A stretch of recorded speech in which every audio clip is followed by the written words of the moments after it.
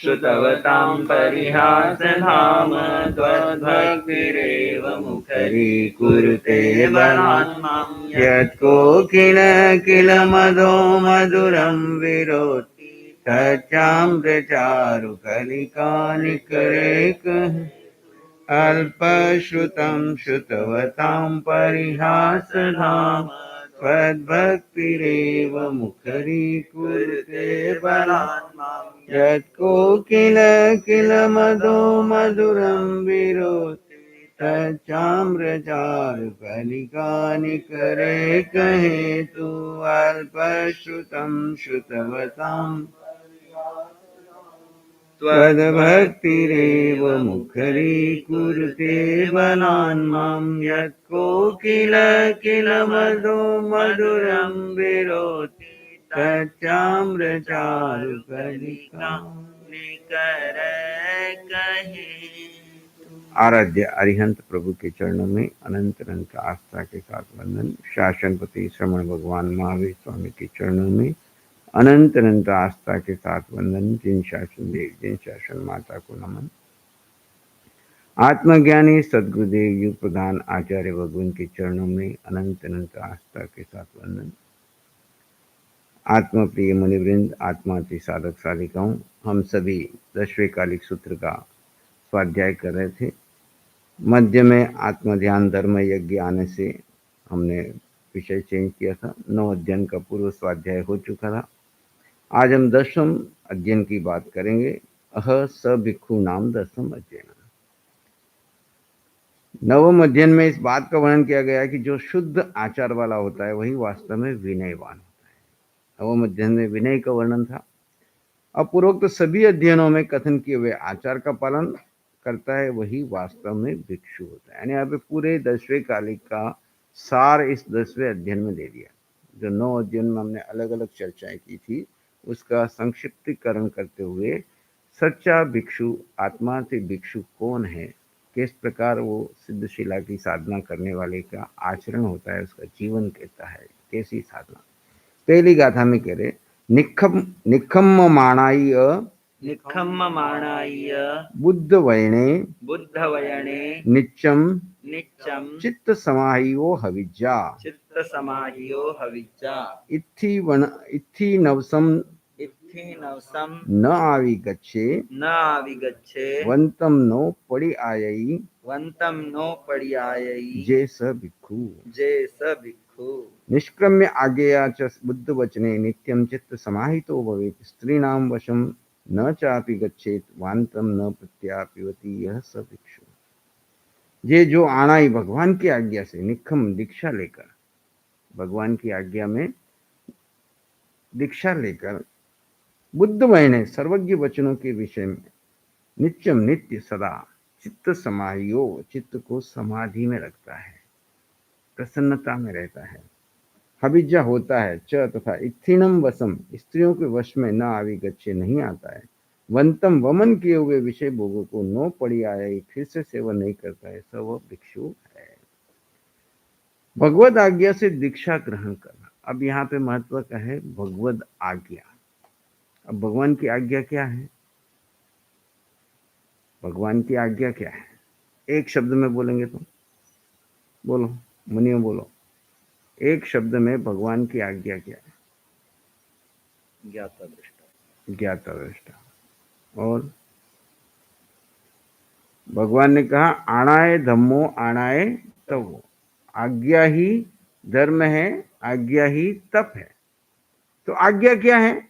तो एक ही आज्ञा, जैसे अभी मुनि जी ने बताई कि प्रत्येक समय जीव ज्ञाता दृष्टा भाव में रहे। ज्ञाता दृष्टा भाव में रहना ही आज्ञा है। चाहे कैसा भी कर्म उदय आए, कैसी भी स्थिति आए, कैसी भी परिस्थिति आए, जीव अपने स्वभाव ज्ञाता दृष्टा भाव को नहीं छोड़ता है तो वह, अंदर आ जाओ,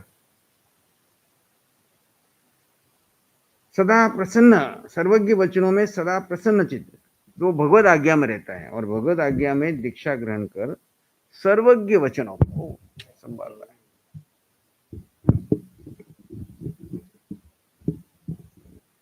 दीक्षा किसको मिलती है? जो भगवान की आज्ञा में रहता है। और भगवान की आज्ञा क्या है? जो ज्ञाता दृष्टा भाव में। जो ज्ञाता दृष्टा भाव में रहता है वो भगवान की आज्ञा में रहता है और उसी का जीवन सफल है। अब ज्ञाता दृष्टा भाव निश्चय की आज्ञा है। अब व्यवहार की आज्ञा क्या है?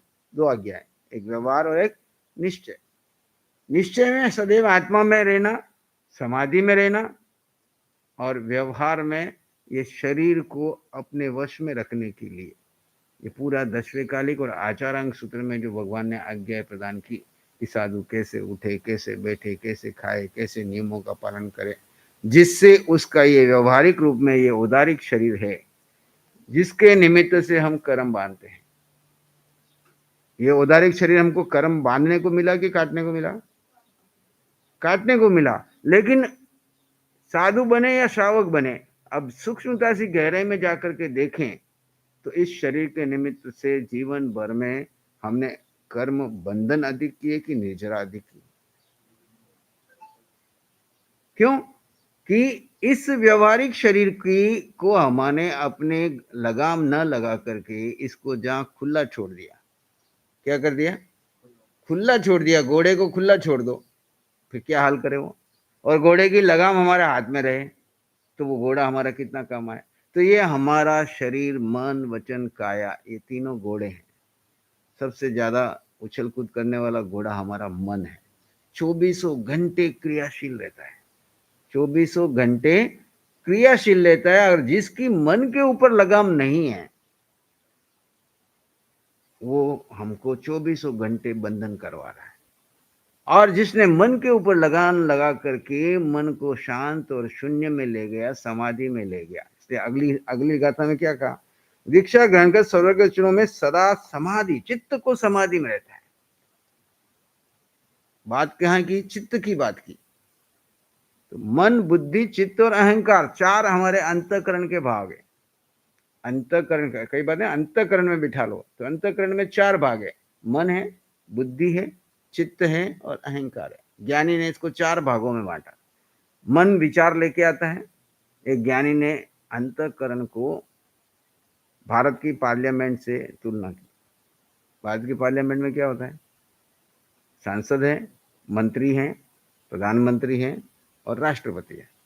ऑर्डर सब राष्ट्रपति का चलता है। जब तक राष्ट्रपति का सिक्का ना लगे ये कितने उछल कूद करे सांसद लोग, प्रधानमंत्री के मंत्री, कुछ नहीं हो सकता, कोई कानून पास नहीं हो सकता।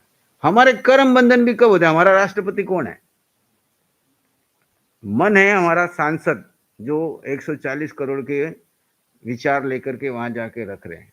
हम पांचों इंद्रियों से विचार लेते हैं, इधर से उधर से लाके कहाँ रखते हैं? मन के अंदर।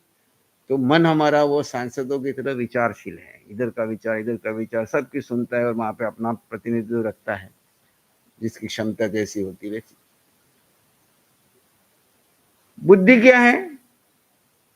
वहां के मंत्री है ना, मन, मंत्री और प्रधानमंत्री सब बैठ करके इसको डिस्कस करते और निर्णय करते हैं। और चित्त क्या करता है? जो विचार आए उसके ऊपर कल्पनाएं बनाता है, ये सही है, गलत है, बुद्धि के आधार पे सब। और उन चित्रों के ऊपर जाकर के जब तक हमारा लास्ट का कौन है? मन, बुद्धि, चित्त और अहंकार। अहंकार जब तक छाप न लगाए तब तक काम नहीं होता। यानी मन में विचार आया उससे बंधन नहीं हुए, बुद्धि में कुछ विचार आके चला गया, बुद्धि ने कोई लाया, उससे भी इतना बंधन नहीं हुआ। चित्त में कोई कल्पना आ गई, उससे भी नहीं हुआ। लेकिन अहंकार ने छाप लगा दी, ये सब ठीक है, क्योंकि हमारे सांसदों ने कहा, हमारे मंत्रियों ने कहा, हमारे प्रधानमंत्री ने कह दिया, और वहां पे राष्ट्रपति ऐसा बैठा है कि जो बोले वो सिक्का लगा दो, बस ठीक है, अब क्या इसके ऊपर सोचना। लेकिन कोई कोई राष्ट्रपति अपनी बुद्धि लगाता है और वापस भेज देता, नहीं, फिर से चिंतन करो, इसके ऊपर क्या करो, पुनर्चिंतन करो, अभी ये पास करने लायक नहीं। तो अब काम कहां करना है? और मन, बुद्धि, चित्त रुक जाए तो संसार रुक जाएगा।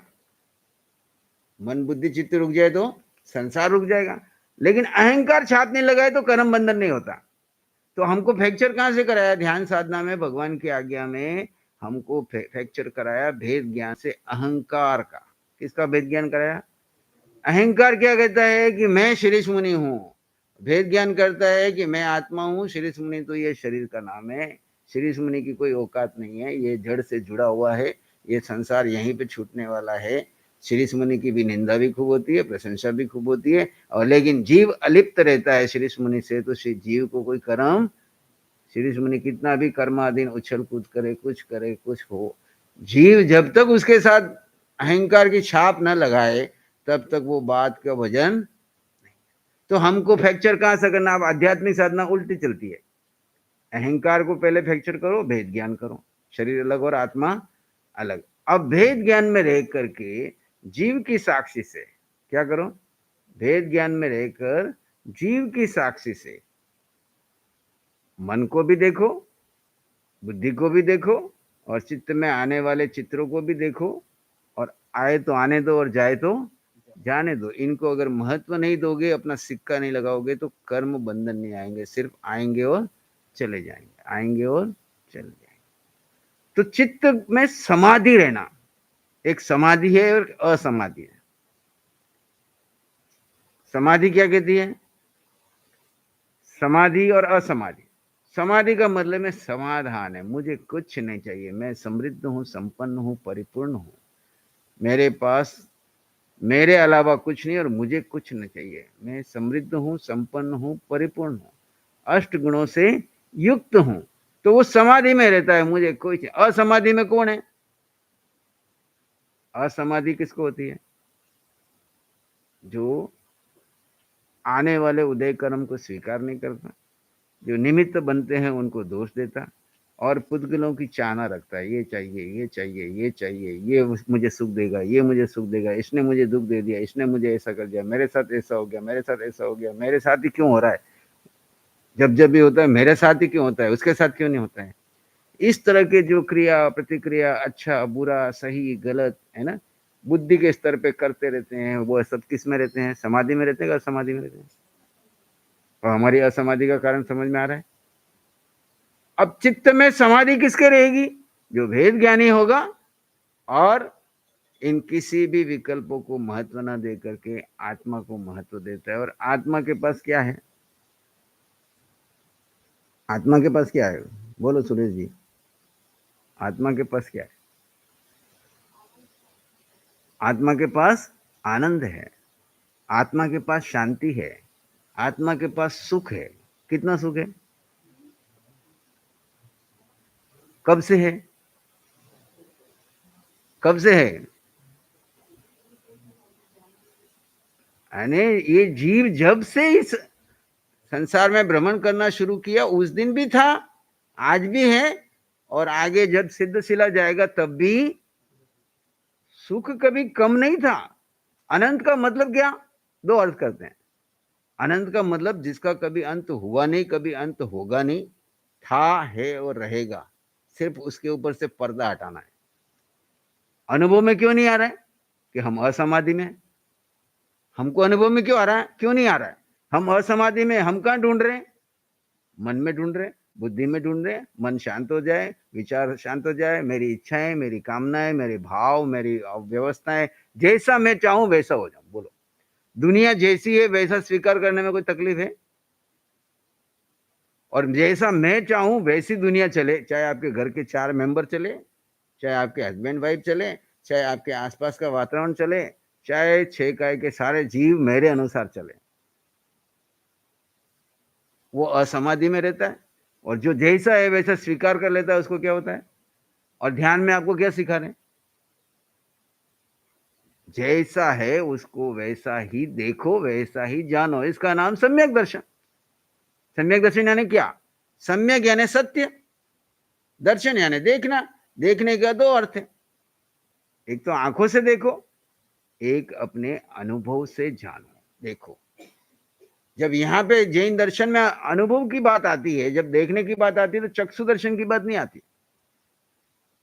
ये चक्षु दर्शन, अचक्षु दर्शन, अवधि दर्शन, ये समझाने के लिए भेद है। मूल बात है, दर्शन का मतलब हमारी धारणा आत्मा पे रहे और आत्मा की प्रतीति हो, आत्मा का अनुभव आ जाए, फिर उसको विशेष जानने के लिए ज्ञान है। दर्शन हमेशा सामान्य होता है, ज्ञान विशेष होता है।